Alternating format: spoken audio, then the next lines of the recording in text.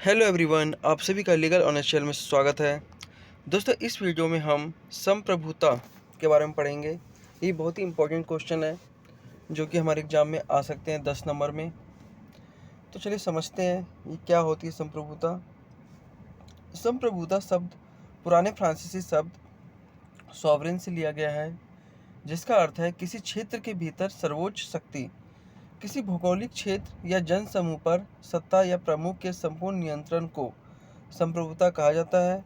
संप्रभुता राज्य की सर्वोच्च शक्ति है। संप्रभु का आदेश ही कानून है। ऑस्टिन के अनुसार संप्रभु ही सभी प्रकार के कानूनों का स्रोत है। वह अपने अधीनस्थों को जो आदेश देता है वह कानून की भांति ही मान्य होता है। जो उसके आदेश का पालन नहीं करते वे कानून का दोषी होता है।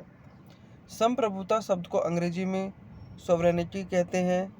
संप्रभुता शब्द की उत्पत्ति लैटिन भाषा के शब्द सुपरनस से हुई है, जिसका अर्थ होता है सर्वोच्च सत्ता। संप्रभुता शब्द का सर्वप्रथम प्रयोग फ्रांसीसी विचारक बोंदा ने अपनी पुस्तक the 6 works of the Republic में किया। इस प्रकार संप्रभुता शब्द 16वीं शताब्दी में अस्तित्व में आया। संप्रभुता शब्द का अर्थ है राज्य, जिसे हम देश भी कह सकते हैं, के लिए किया जाता है। संप्रभुता का अर्थ है कि कोई देश अपनी आंतरिक और बाहरी मामलों में पूर्ण रूप से स्वतंत्र है। वह किसी विदेशी सत्ता के अधीन नहीं है। वह देश अपनी नीतियों को बनाने तथा उन्हें लागू करने में पूरी तरह से स्वतंत्र है। किसी दूसरे देश के उसके आंतरिक तथा बाहरी मामलों में कोई हस्तक्षेप नहीं है। भारत 1947 से पहले संप्रभु देश नहीं था, क्योंकि उस समय भारत ब्रिटिश सत्ता के अधीन था। ब्रिटिश सत्ता द्वारा ही भारत के आंतरिक और बाहरी मामलों की दशा और दिशा तय होती थी, किंतु संविधान लागू होने के बाद भारत पूरी तरह से संप्रभु देश बन गया।